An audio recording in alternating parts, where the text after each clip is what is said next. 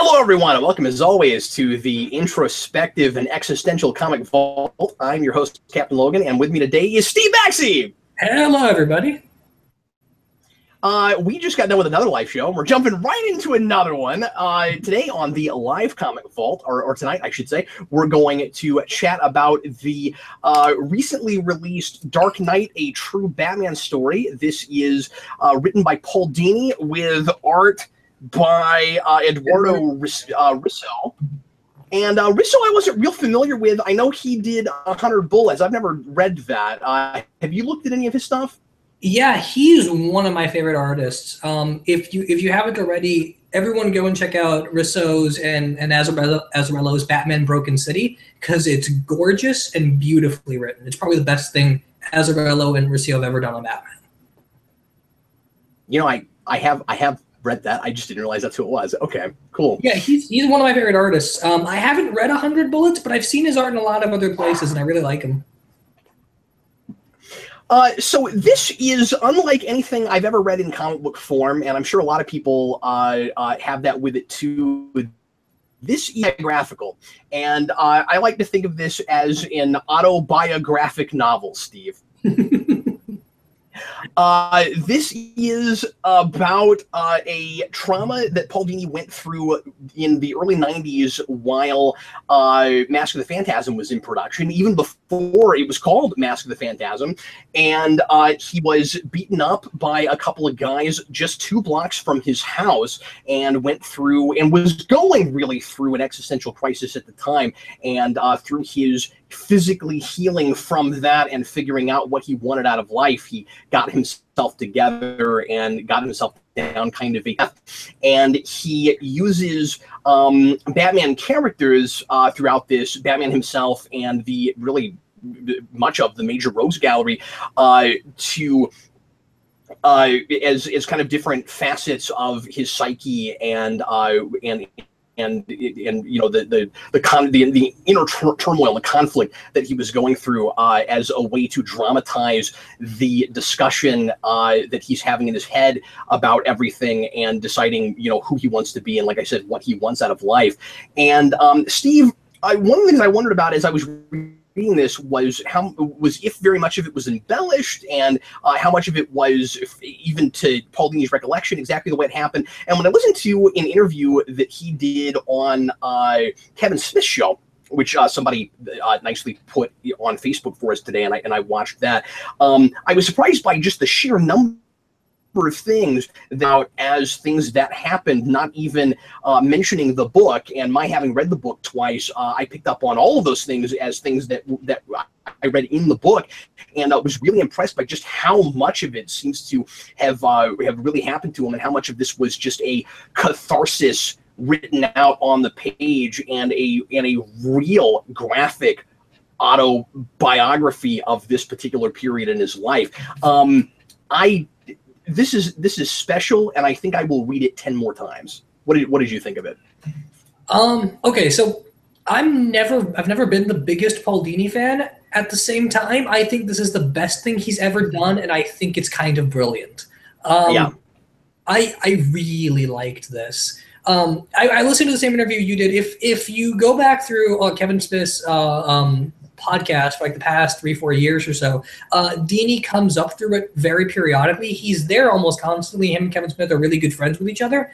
And Kevin Smith is the one that brought up this idea of talking about his trauma. And then as you watch the history of their conversations, you can see them talking more and more about it. And this book developed over time. It's all been recorded, and you can watch it on YouTube. It's really cool. That's so cool. Great production history of it online now.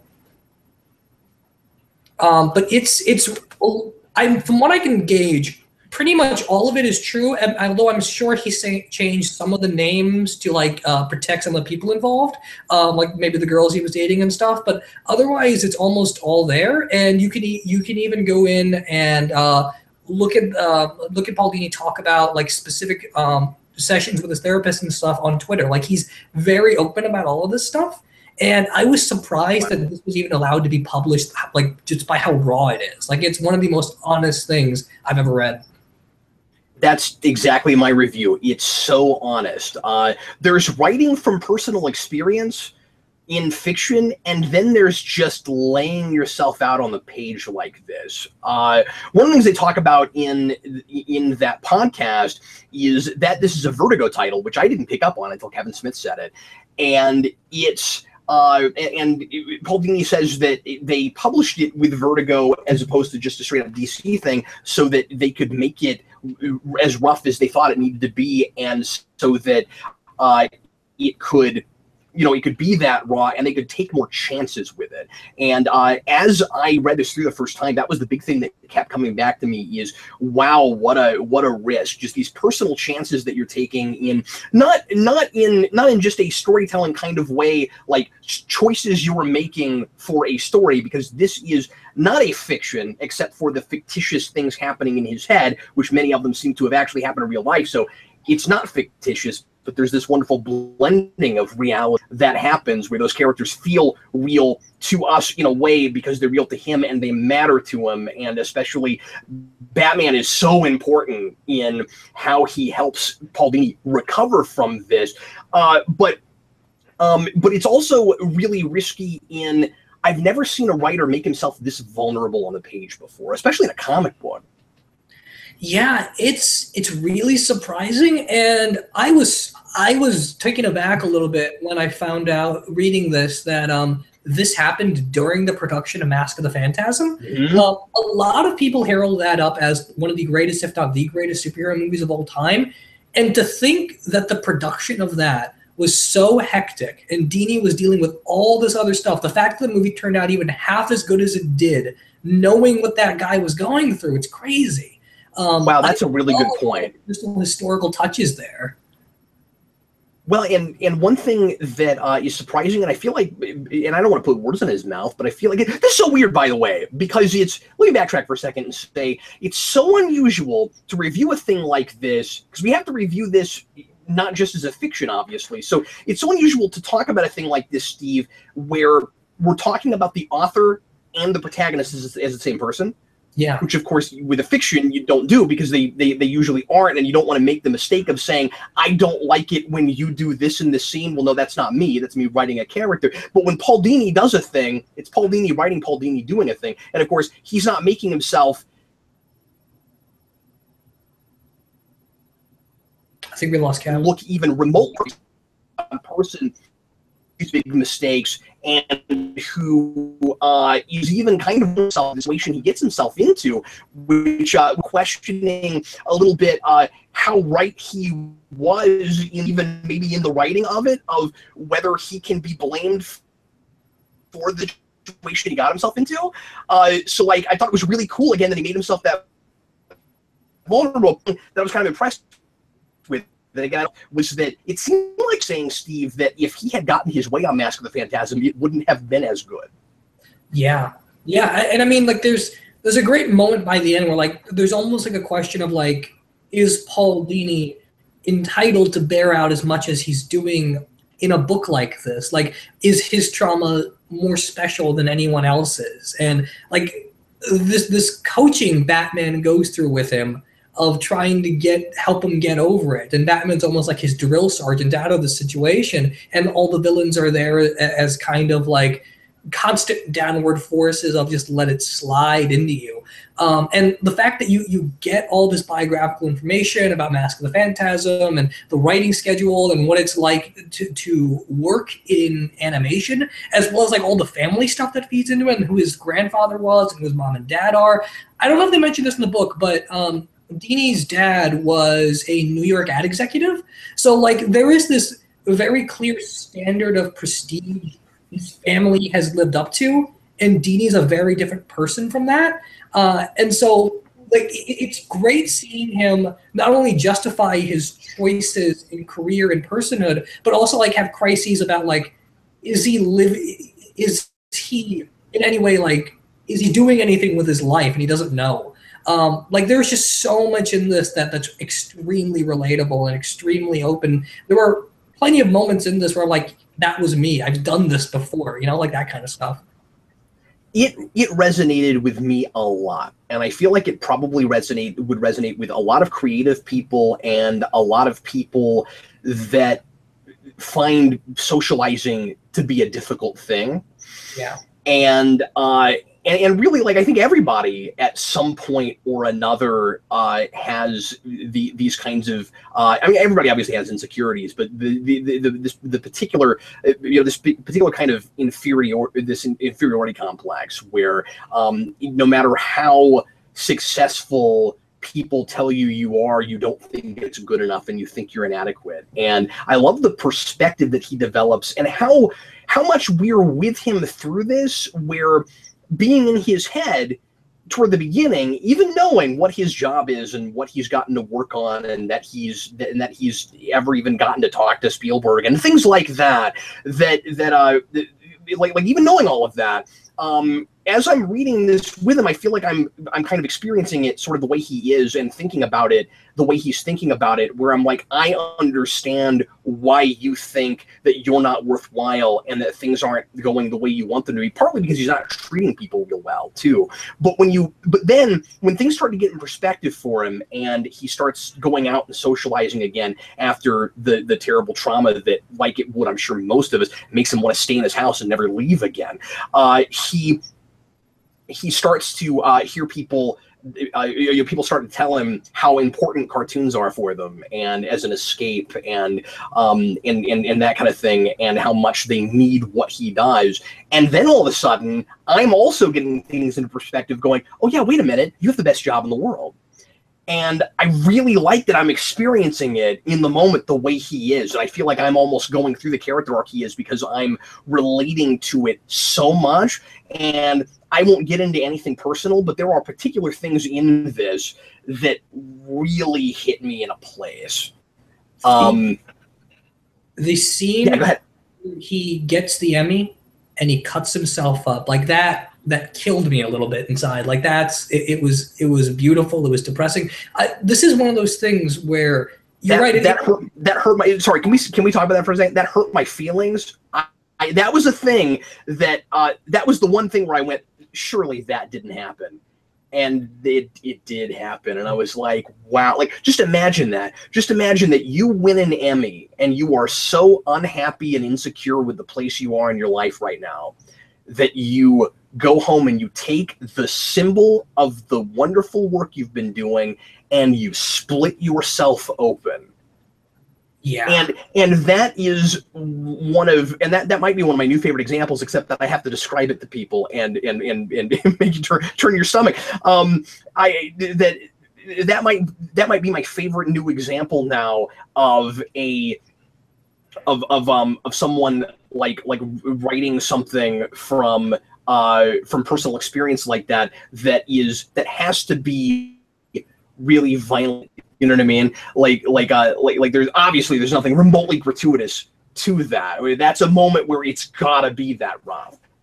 And I mean, it's so natural, right? Like, I guarantee you there's at least 4 or 5 different things in this book that any given person will say, I've done that before. Like with the thing with Paul Dini and all the women and like his collecting and like talking to characters and such. But like part of what I think is so interesting about this, like you mentioned earlier, is that it is autobiographical. It's very hard to talk about in away from the writer themselves. But this is one of those things where if you give this to a person that doesn't know who Paul Dini is, you don't give them any setup whatsoever, they can just read this as a story.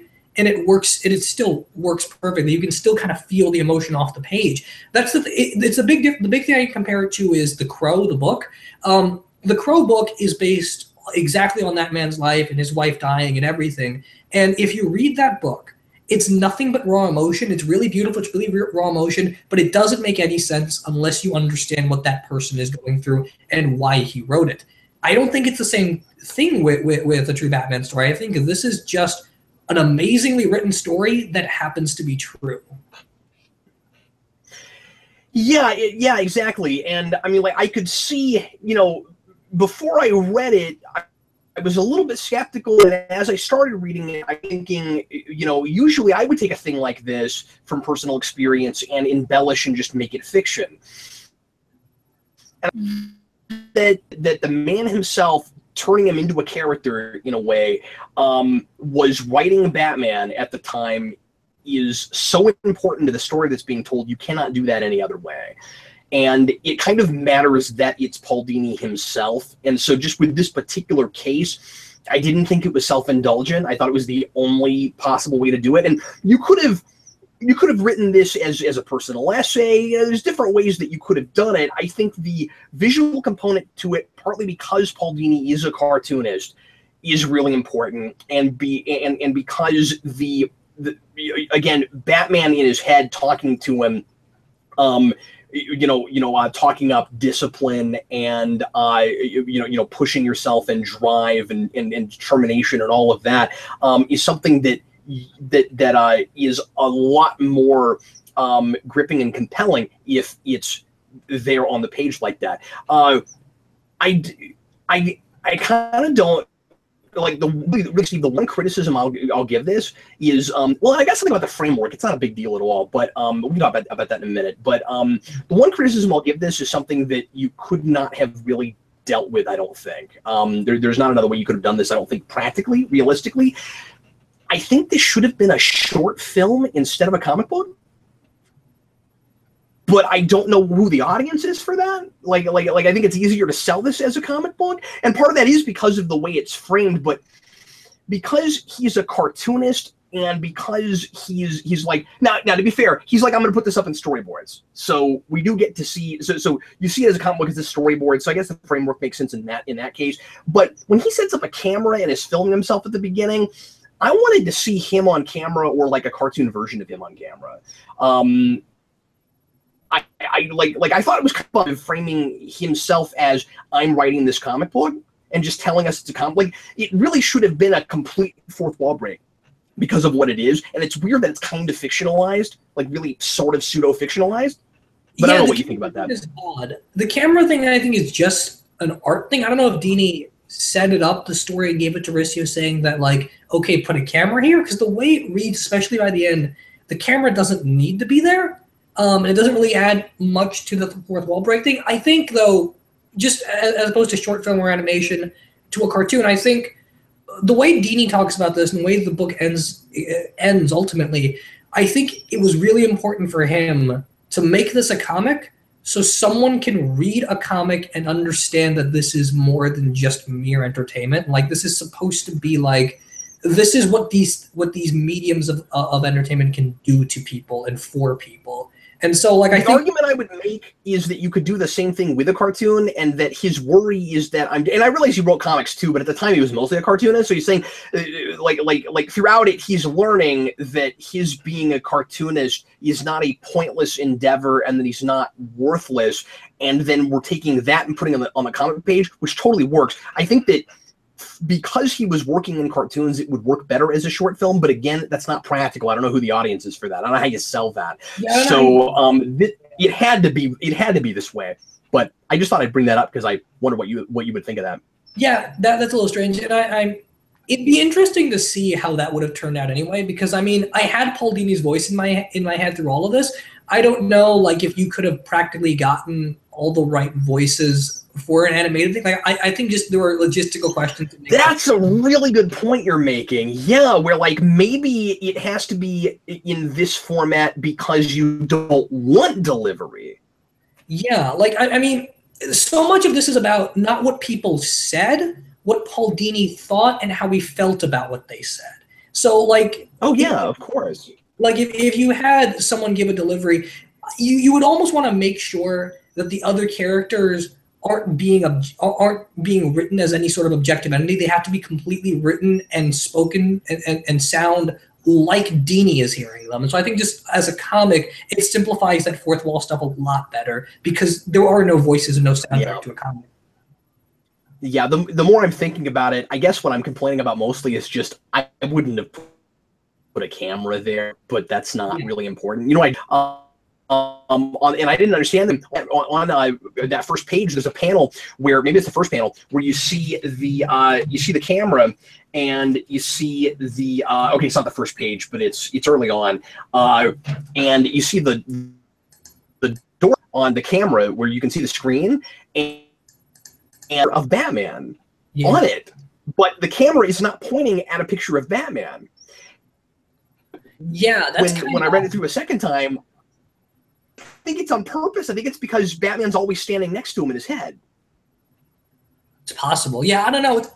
It feels like if you just erased the camera from that 1 or 2 panels that it's in for the whole book, it almost wouldn't be a question anymore. Like, it feels like there was no conscious decision to put a camera there. It was just drawn.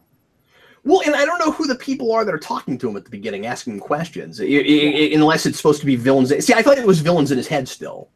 No, it is, because when you get to the end, it's all the villains talking to him. Okay, then there doesn't need to be a camera. It's all in his head anyway. I see. So I think the idea was kind of, maybe the idea was supposed to be, the conceit is he's decided to finally tell this story, so he's doing it in front of a camera. But then all the interesting stuff happens in his head. Yeah, I don't know. It's kind of odd. I feel like we're never physically with Dini. I feel like we're always in like how Dini in his mind is reconstructing it. So the camera thing just is really strange. Like with the way this book's drawn, there are about 4 or 5 different art styles throughout this book, and so the stuff with the camera looks very kind of like there's no backgrounds for a lot of it. It's kind of blue and dreamy, and so as you keep reading, it makes perfect sense going back that art style is set inside of his mind. And so the camera... Oh, absolutely. Right. And that's my point, is that then it makes sense that the camera's got Batman on it because all those characters are there. At first, on my first read, I thought he was in a classroom talking to a group. Yeah, maybe so. I don't know. It's kind of not. But that's what I thought for a minute. I also really liked how the voices are handled while he's talking to people in a room and the voices are still talking to him. Yeah. But that was impressive. Where and another thing that would be more difficult to pull off if you did it in anime. I'm really glad it was done in this format now. The more we're thinking about it, but like he'll talk to a person and then he'll have these voices in his head that are villains or Batman that he's talking to during that, and you can always tell when even though it's all coming out as a normal dialogue balloon from his mouth, you can always tell when he is talking to a person in his head and he's not actually really speaking, even though it looks like he is, and when he's actually really speaking. Like, you can always tell. That's kind of impressive. Yeah, I mean, Risso deserves so much credit for this. His art is incredible through and through. I mean, like, there are things in this that are not easy to do, even by a person that's been working in the industry for years kind of standard. Certain things, like drawing a picture that looks like it's been partially erased, is extremely difficult. Like there's just so much in the art style here where like it's like he got 4 or 5 different people to draw this book, and that's not what happened. That's what I was going to say. I want to praise it for inconsistency. Yeah. Because you've got a guy who is really unsure of himself and having this huge identity crisis, and so doesn't it make sense that everything looks different panel to panel? I mean, it just keeps jumping around a lot, and I really liked the choice of like him as a kid when he's being bullied in black and white and talking about how he feels invisible, and just that line that like invisible people stick out to bullies, like that'll stick with me. I don't know. There's so much good word choice and like I feel like this could have still been really effective again as a personal essay because Paul Dini is so good at coming up with good with language that evokes a visual in my head. He's really good at that imagery, but he's able to do that along. Both of those things are working perfectly in tandem. Yeah. No, it's something that I think that I can understand why it took so long to even come up with this idea and this pairing, because it's a very difficult thing to even to like your writing or your artist partner to describe what you want from this. Like I would love to know. I'd love to get Risso and Dini in a room together and just figure out like what was their dynamic working on this thing. Yeah, well, and what I love, how comfortable do you have to be with yourself finally in order to do a thing like this? So the book itself is a testament to the optimism of the ideas of the book. Yeah. There are things in here, particularly when you get like the early stuff with like Dini as a kid and like imagining characters all over the place, like if and Dini is a person that's always been very open about some of his things that he worries about. Like he's always been open about the fact that like he's afraid of his weight. He doesn't like the way he looks. He's very open about the fact that he's always tried to lose weight and he's never gotten there. And so like to tell an artist to inflect that in certain places and not, and then he's talked about how he was as a kid and drawing him as an invisible kid in a group shot. Like there are things in this that I have to imagine when he got the pages in, he had a little bit of a relapse just knowing how true some of this stuff was. Yeah, I don't know, or maybe it was really therapeutic, or maybe it was both. It may be like it's so personal, you know, like it's literally the most personal thing I think I've read as a fiction. At least in comics. Yeah, and again, because it is a fiction and it's not a fiction. That's what's so fascinating about it. I feel like this thing is wholly unique. I've really never read anything. It's certainly not the first time, and Dini even talks about some examples of it in that podcast. But it's certainly not the first time that you've had like a character or even like a real person writing about themselves, taking characters from their lives and having them talk to each other, but to do it like in a comic book this way, and to have it be wholly not fictional in that this whole like he even talks, especially at the end, about how this seems counterintuitive to put on paper as a story. Like it doesn't have your standard formula or framework of a story, and I love the conversation that he has with the Joker, where the Joker's like, I love how he says, "You knew there's no way you would get through this without notes." Yeah. Right? I thought that was a great line where he's like, "You're gonna have notes. Here are your notes.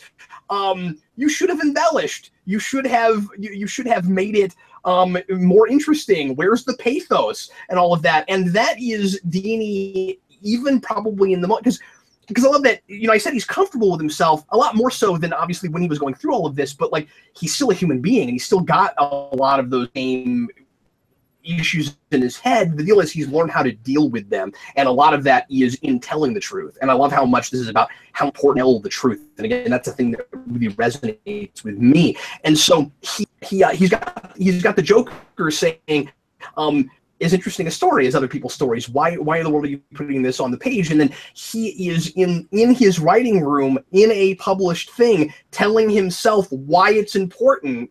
And it's one of those rare times telling us something like that is important and needs to be done. And I think it would still be a great story without that, but I'm kind of glad that he did that. Like, I like that he comes out at the end and he's like, other people have gone than me. I'm not belittling, but I know that there are people out there that have had similar experiences to me that will get something out of this. And if any of those people at all read this, and that is basic tips of storytelling, Steve. That's the reason we tell stories, finding those personal truths. It's awesome. It's a difficult work that is all about what good. Yeah, I mean, you get to the end here, and Dini has that moment where he's saying that there are times where he goes months and months and months without remembering any of this, and then there are times where for weeks on end it's the only thing that's in his brain. And like by the end of this, it's there's a whole moment where the story stops, and like he said, like he's starting talking to the characters and they're giving him notes, and like he's answering questions from each villain one by one, and at that point, you know, all this is in his head, and he's talking, and it's about reminiscing that experience. And it's almost by the end, like the book kind of telling you what you should be getting out of it, but it works more because it is Dini having a therapeutic experience. By the time you get to the end of that, and you get moments where, like, not only is Dini conversing with these characters, but in a way not being controlled by them. Like he fights back against the Joker. Like he tells the Joker that like you give people a beautiful thing by letting them tap into a darker place in their mind, but you can't indulge in that. Like he's gotten courage by the end, and it's so interesting to know Dini for years and years and years, knowing his work, knowing him in interviews, knowing that this is a thing he's talked about on several occasions, and then finally seeing it in the most personal way possible. And it still feels like by the end that even Dini is having revelations about what that moment meant for him as he still lives right now. Like he's still growing constantly, and he knows that by the end.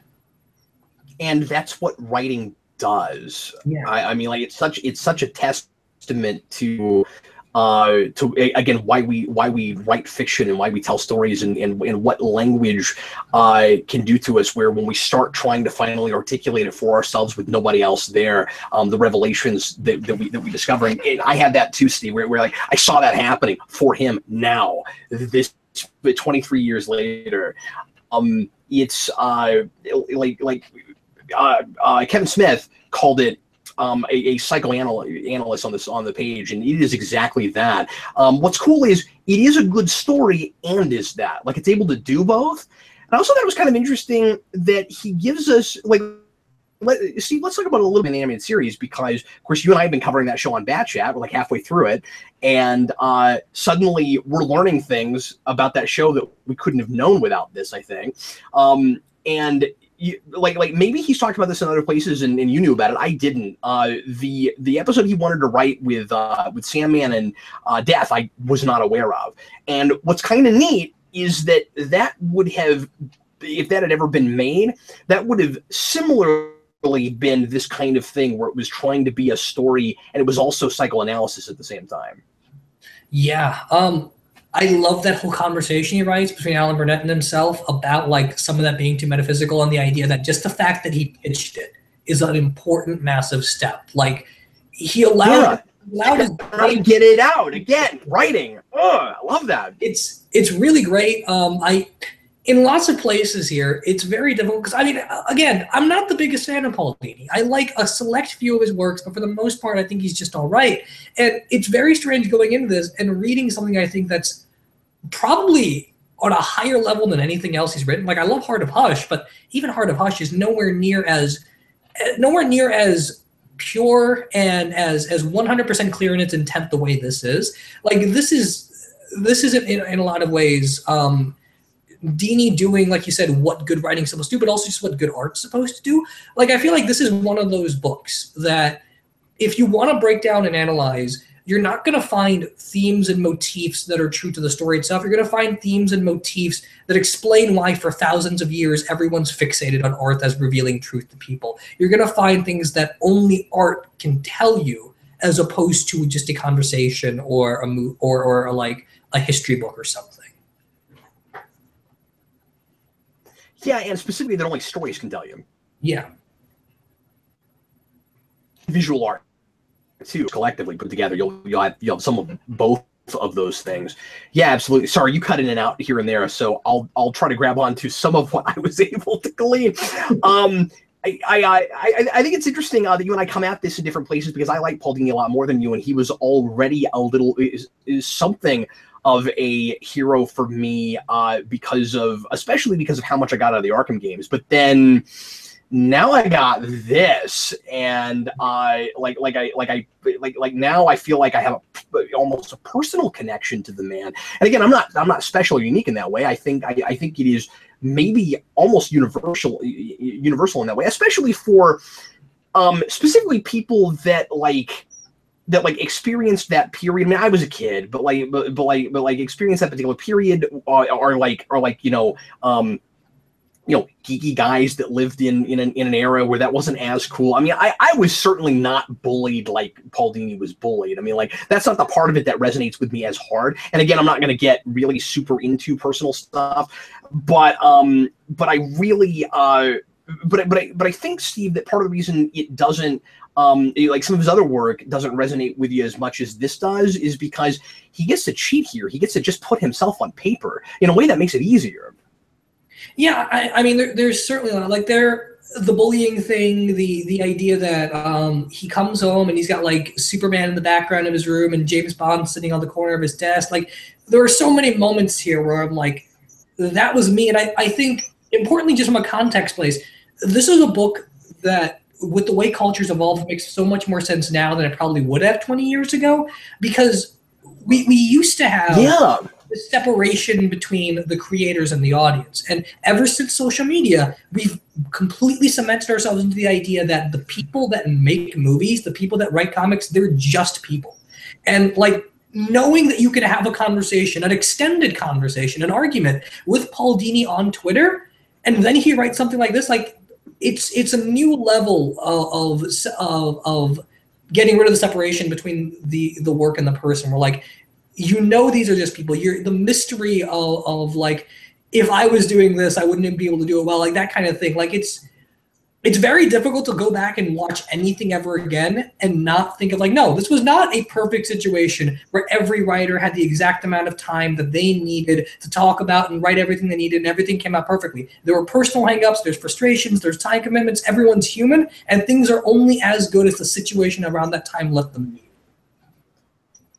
Yeah, absolutely. I mean, that's one of the big things that makes the reviewer and the critic's job difficult, is that you're talking about the work and only the work. And it's and really, I think it's always best if you let that stay on its own, and you're not looking too much, except for when it's directly related and connected and is brought into the piece, and especially like a thing like this, where it's just it's completely a personal, the guy on the page. But like it's, you know, I read a thing like this and to a place, sometimes I feel bad when I like dog on a thing that's not working at all, because there's all these different reasons that would happen. But again, you're critiquing the piece. It's not personal. It's not about any of what led to that happening. But I think that it's I think honestly every critic in America should read this book.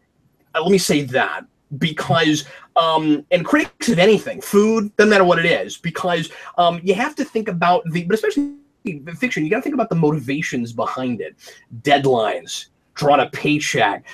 There's a bit where Paul Dini is talking about how he's, you know, sometimes when writing cartoons, and some of this was just belittling himself in a moment where he was feeling specifically especially you know, unimportant, where he's like, you know, sometimes writing just silly cartoons and things, you know, we're just getting them in. It's just a deadline. Just throw it out there. This is not high art. You got that argument that he has with the Joker, where the Joker is talking about how about his making. I think it's the Joker. Maybe it was somebody. It was one of the other villains, but talking about his you know, making stuff that's not culturally significant. It doesn't matter. It's just silly cartoons and things. And then of course he talks with people in the public, and it's more than that to them. It affects them in other ways than maybe high art would, but it's important to them.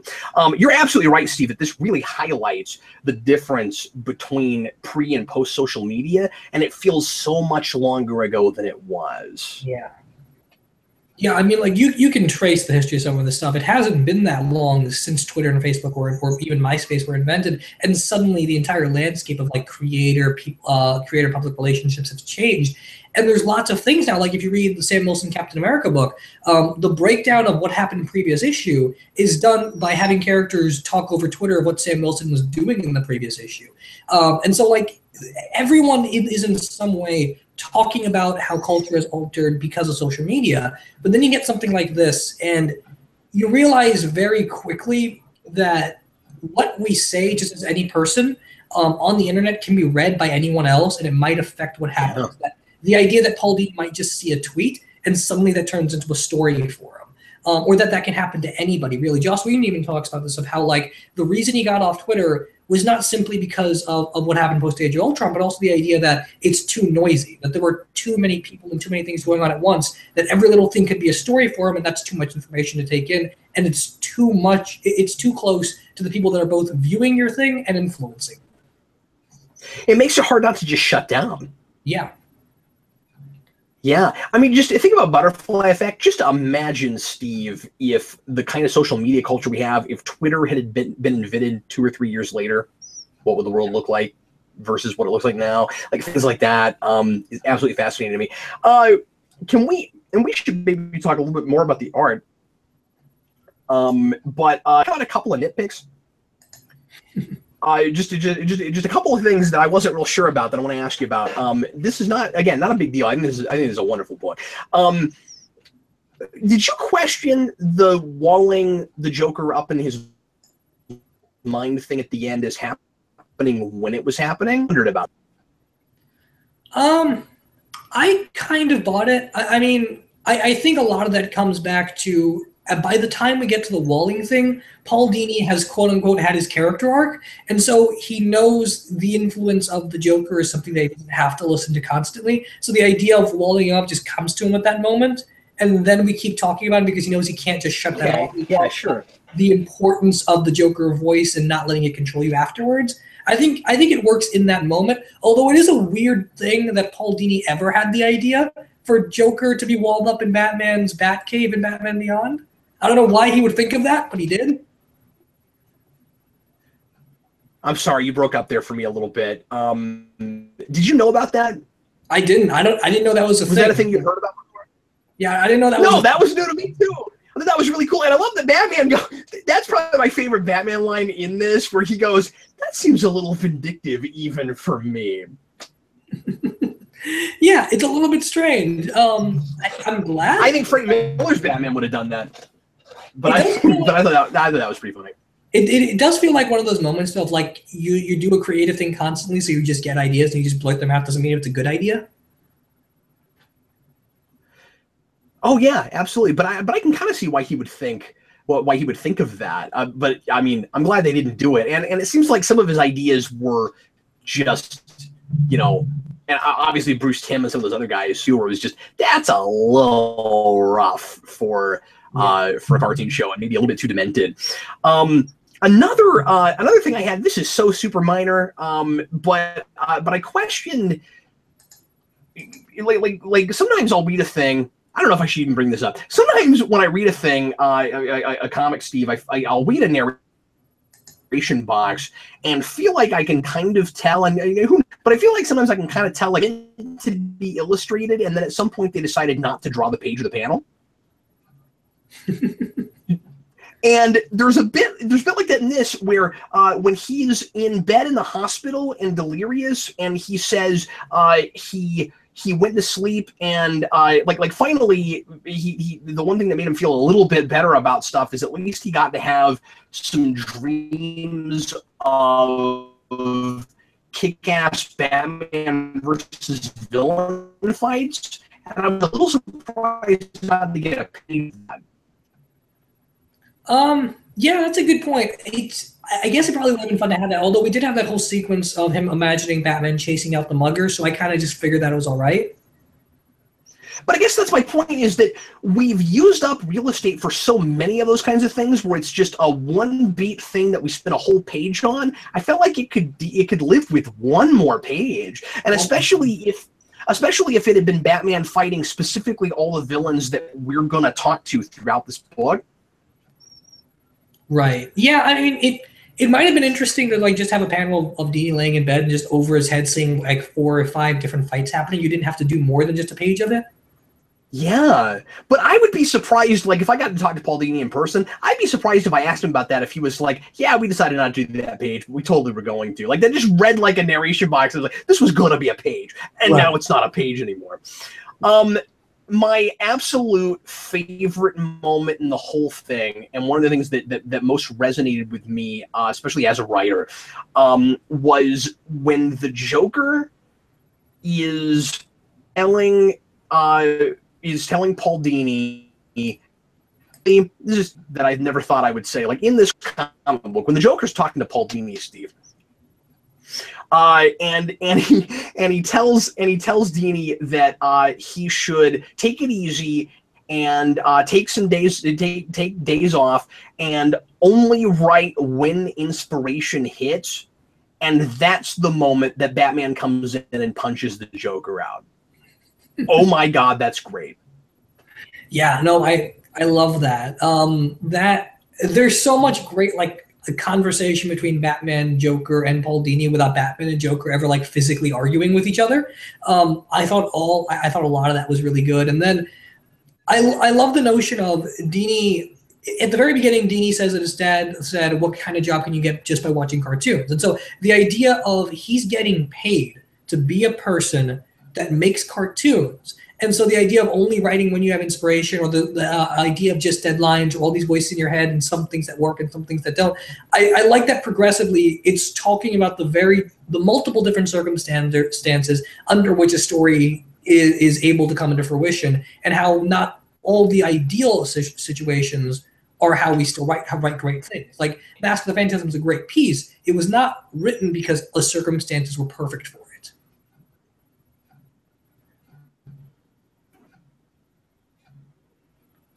Is Cap there?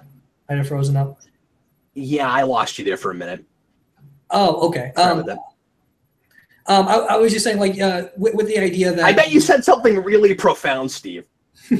with the idea that, like, only write when you have inspiration, Batman punching you out, but, like, the idea that there are different situations where, like, because Dini talks about the fact that he wanted to be a cartoonist since he was a kid, that this is a job, and that multiple things happen. And I love this notion of, like, there are multiple different situations under which a story can come into fruition, and that doesn't mean any or all of them are ideal. And so Mask of the Phantasm is a great piece, but it wasn't made because everything was right for it, in the same way that, yeah, it'd be great if you only wrote when you had inspiration, but that's not necessarily how things happen. Like, a good example of this is Stephen King's Dark Tower books, where he said he would only write those when he had inspiration. So he did initially, and there were like 10-year gaps between the first few books, and then he had his car accident, and he decided to just pump all of them out in case he died before the series was finished.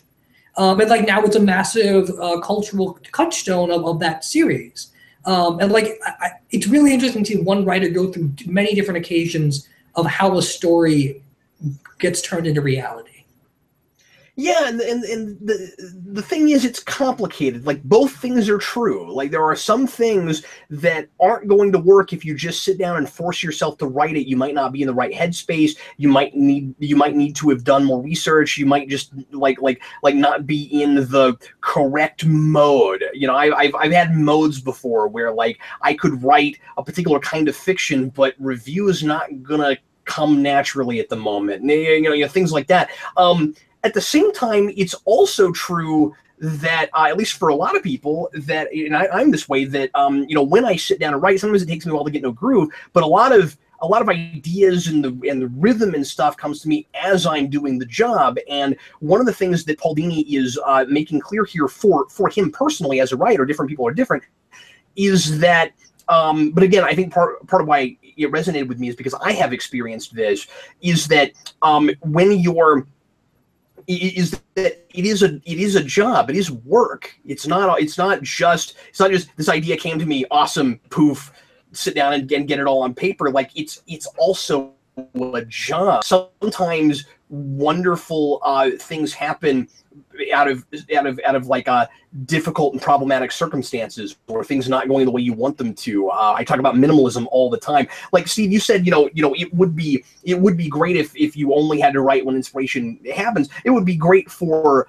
you, the person, but we would lose so much great art that way. Like you do have to sometimes just sit down and do it. And some days nothing will come. I talk about this all the time. Stephen King in his book on writing says that some days you are more productive than other days, and you might sit down and get all of 100 words out that are actually useful, and have to scrap a bunch of stuff or something, or take things out later. But I've always subscribed to the idea that it's important to sit down and get the bad out, because it's in there and it's got to come out, and then then you kind of flush all that away, and then maybe the good stuff comes after that. And I just like that he talks about writing as the work that it is.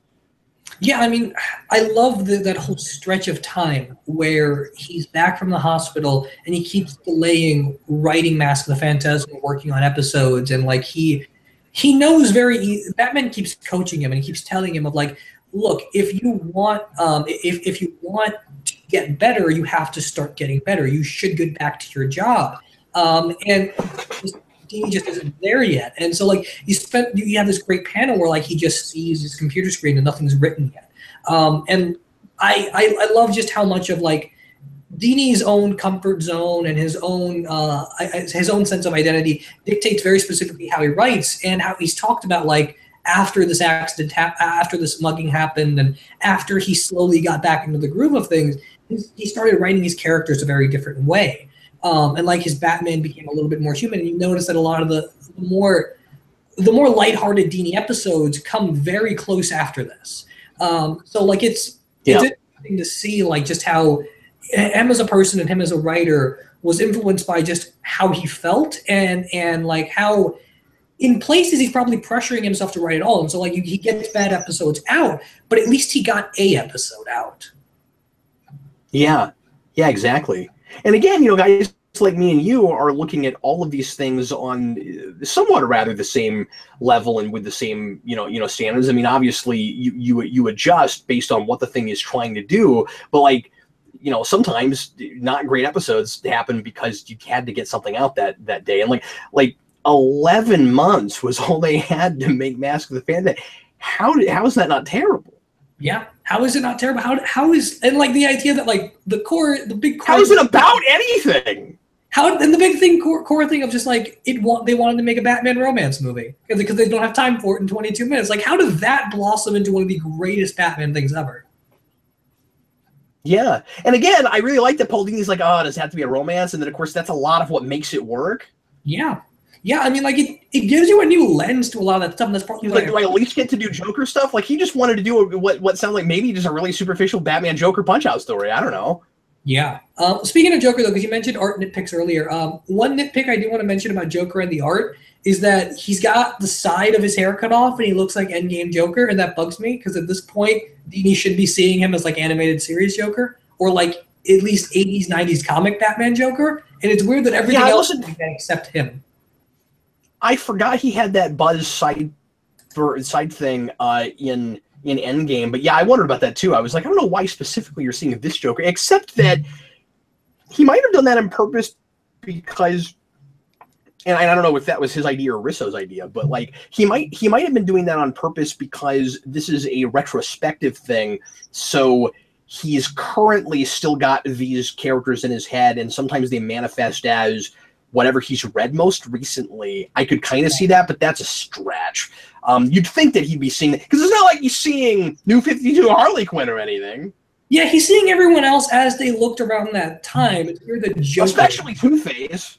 Yeah, especially Two-Face. Although and then even Penguin's design is kind of different. I don't know what that design was. Sorry, you cut out. What'd you say? I don't know what Penguin's design was about. That was a little different. Yeah, I don't know what was that about. I guess it was just a different take on Penguin. Maybe that's what it is. Maybe it's just like Risso's got a very specific take on all these characters. They just happen to line up time-wise, except a couple. Boy, that's a thing that obviously we should mention real quick. We should probably close here in a second, but but like that. You talked about how if this had been animated and you had voices, you'd have maybe too many different hands in a pie when this is one person's very personal story. So you want as much of it to be all him as possible. But of course, this is still a collaborative thing. And you have an artist, that is interpreting, I think in a very affectionate way, where he really appreciates this story and what Dini is trying to do. So obviously he's trying to make this as much Dini's vision as he can make it, but he still has to bring his own flavor to it, and he was picked for a reason. But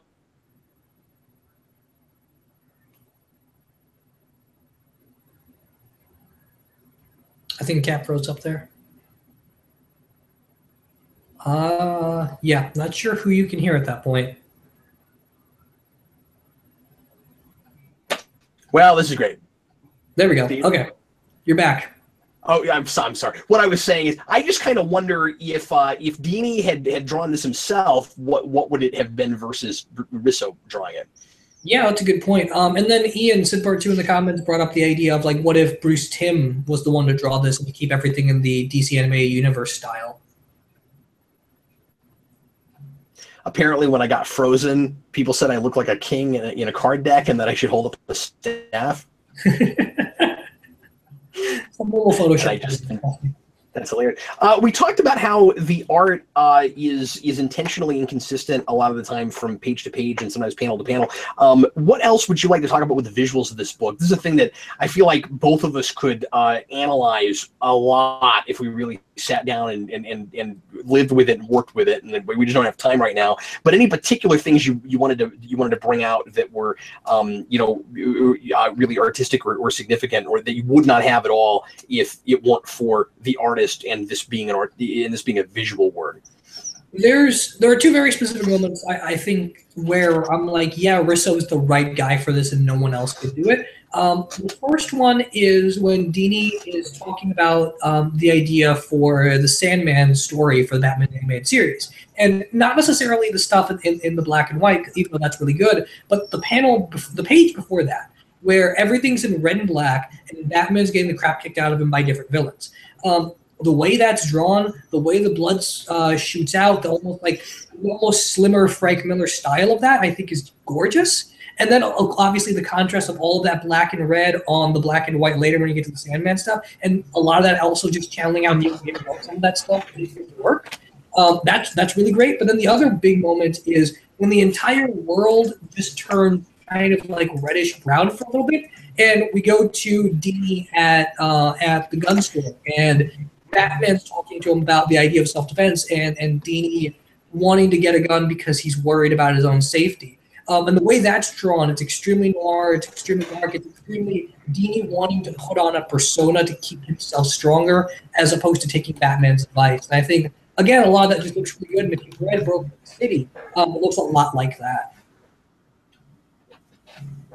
Yeah, great points. Obviously, and this might be an obvious point, but the glasses are an important motif.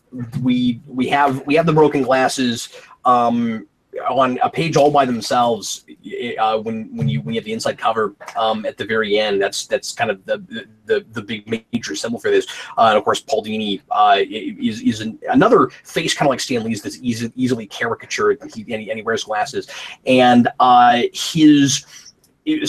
So he has a pair of lenses that get broken, and then he's not wearing glasses while he's in the hospital, and I think really that whole period where he's not going to work, and so he's inside his own mind and he's not seeing the world, and then later he puts on a new pair of lenses and get back in the world and rediscover himself. He's looking through the world with a brand new pair of lenses. Yeah, no, that's fantastic. And then the other big thing being the fact that he sees cartoon characters, and they are specifically drawn like Looney Tunes style cartoon characters, and he has that whole sequence where he's putting something that he's thinking in terms of like a Roadrunner sketch. I love stuff like that, especially because I'm a big Looney Tunes fan. It's one of my favorite things, and seeing the fact that Paul Dini working on Tiny Toons and being a person that was profoundly impacted by that, and getting Ricio to draw something that looks like perfect Looney Tunes comics, I was really happy with.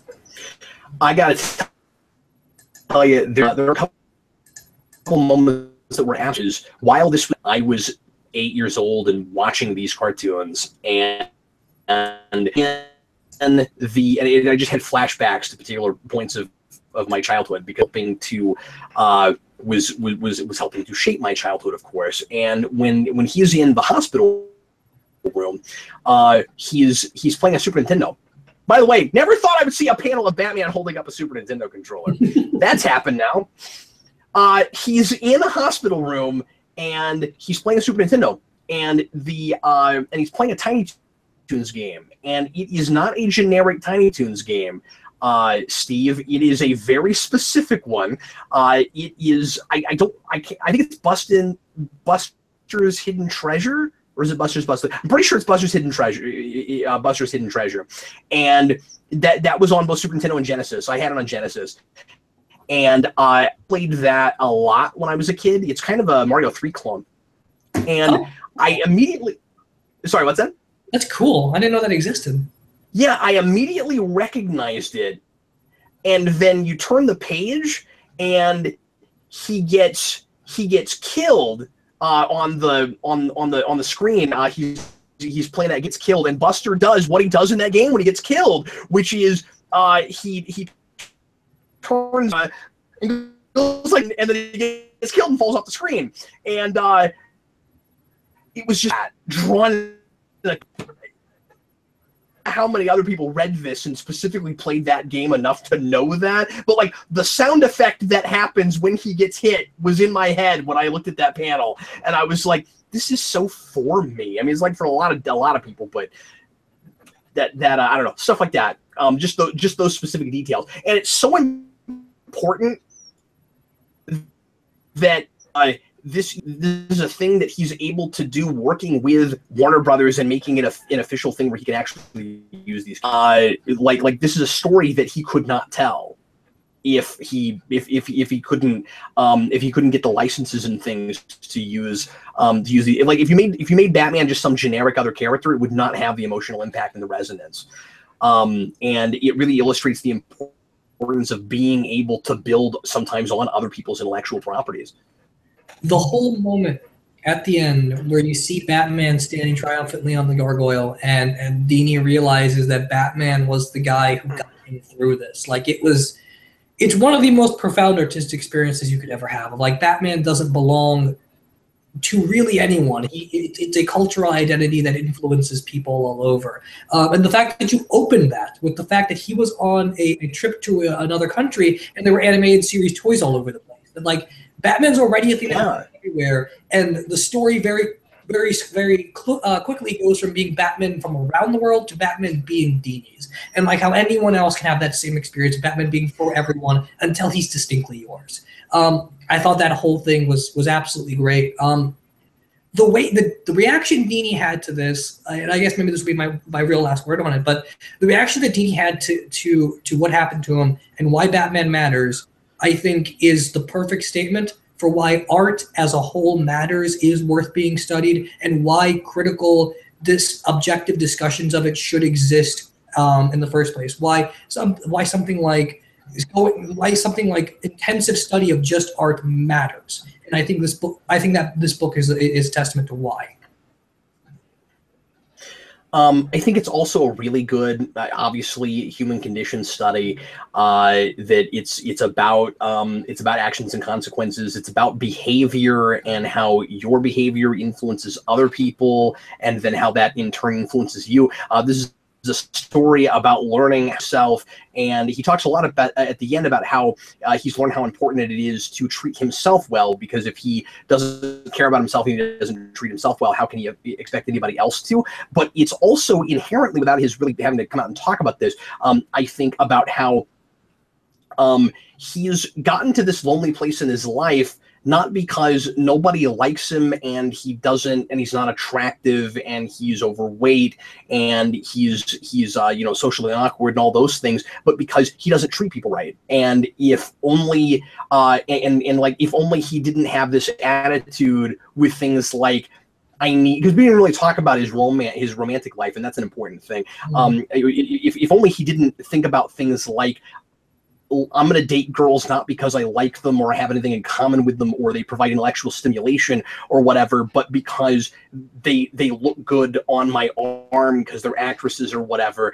And of course, that's the same reason that the people he's dating are dating him. If only he didn't have that kind of attitude about things in the Hollywood world, he would not have been alone when besides family that was too far away to get there very quickly. He wouldn't have been alone when he got hurt. And part of the reason that he was so isolated and receded into himself is he felt like the whole universe didn't care about him. But he helped to make that, and that wasn't actually true fiction, but what little of that is true, and that's a really important lesson, and one I don't see a lot in fiction. The whole idea of like deserving a person that Paul Dini goes on throughout this, I think is really good. And the fact that he gets the whole point of the story, the whole he gets mugged, the fact that happens because of something he did, which was because of something he did that was not moral to another woman that ultimately doesn't care about it. I thought that was fantastic. I thought like it's so absolutely human. I'm sure everyone's done that at some point. I'm sure everyone at some point has dealt with someone in some way where they make a bad choice just to kind of pseudo-spite them, and it does more harm to them than anyone else. It's really human, and it's an extremely dramatic moment, but it reminded me of lots of things I've went through. Like it's really good, and I love the fact that it's not just one person, that Dini has an ongoing relationship with multiple people where it's about how he sees them in his head, as opposed to who they are, and that he's alone for a while and kind of comes out of his shell because of it. And like it all goes back to this notion of him not wanting to socialize. So when he grows up and is expected to, he thinks he knows how, but he doesn't. I really recommend people go watch the Kevin Smith podcast, because there's this moment where and like he just lays the whole story out again in that podcast, and I really appreciated getting that from the horse's mouth after reading it in this, and again, just how much of it matches up. And of course, obviously it would, but you could really tell just listening to him that that this came from that did not come from this. And when he gets to the end of all of that, to Steve's point from just a minute ago, Steve, you remember when he comes out and says, and this isn't a thing he really articulates in the book the same way he does in that interview, when he comes out and says, I finally started to see myself the way other people do, he chokes up and he almost can't get that out. Yeah, no, that interview is fantastic. It's almost like he's had a second epiphany after the release of this book. It's in a lot of ways he feels like a different person now that it's in the air for people to see and for people to understand. In that moment in the record store where the guy tells him how much Batman means to him because his wife's got cancer and all that. It wasn't Batman. Importantly, it was Tiny Toons, and it wasn't even specifically an episode that Dini wrote, but that was enough to start to get him out of his funk. Yeah. That specific scene, like that just resonated on so many levels. And Dennis O'Neil talks a lot about this, of like how you write what you want to, and then eventually it will come into someone's hands and they might start thinking about it. And if just one person thinks about your writing the way you intended to, then it doesn't matter how many millions of people don't get it because you changed one person's life. Dean does exactly the same thing in that moment, and I love it. He does that with this whole book, I think. He says, and then, like, again, he even talks about how he's not sure about it at the end, or how he wasn't sure about it at one time. And the idea is, and of course, you and I have talked about this and other things, Steve, is that you write for yourself, and you remember that there are other people that are like you, at least enough like you, that it might affect someone, it might touch someone. It's not about making everybody happy. Yeah, no, I absolutely agree. And I mean, I'm really glad this book's getting the reception it's getting, and the fact that everyone is loving it the way it is. I feel like it's really important for people to read this book, but also for Paul Dini as a person to know that his story means things to other people. That like he's not just an ethereal Batman writer that people credit with some things or another. Like this, it's very much about the give and take relationship between the audience, between the work, and between the person creating it. Yeah, I just felt so lucky that he was willing to put this to like put this in the public. Yeah. Yeah, and the fact that he got to release it, an original graphic novel, and Mauricio announced the way it was back in December, like it meant something to DC as well, which is really nice. I think this will go down in history as a really special thing. If this does not win an Eisner, I'll be real surprised. It's got to. It's got to. I mean, I don't know what else is going to come out this year that's going to be more personal or more uniquely and risky than this. Yeah, and obviously those are the kinds of things that win Eisner. To be fair to those particular awards, I see things that win awards in Eisners that never would with other kinds of media. Yeah. And so, like, you know, you don't have to be the like deepest and most personal thing to win with them, but I think this will. Yeah, the Eisners, importantly, like unlike many other award programs, the Eisners don't have like this weird pretension about them. The Eisners they don't seem to. The Eisners are done by comic book writers, and comic book writers are just people. They don't have, some of them do, but not everyone's Stan Lee. Not everyone can walk down the street and instantly recognize like him. So like Jason Aaron wins the thing, but if you just see Jason Aaron walking around the street, he just looks like a guy. So like there's no pretension around that award program. So the fact that you win an Eisner means a bit more. And I think Dini, after all this, it's gonna be really weird to see like he got an Emmy and it was during his lowest point, and if he gets an Eisner, it might be during his highest point, and it'd be like it'd be beautiful symmetry. I want it to happen. That's a great point. Yeah, boy, that's awesome. Well, anyway, I'm so glad that he put this out and that we got to read it. And Steve, it was really fun to talk to you about it. Yeah, same. This was great. Thanks for suggesting me do this tonight. Yeah, absolutely. This just came out like a month ago.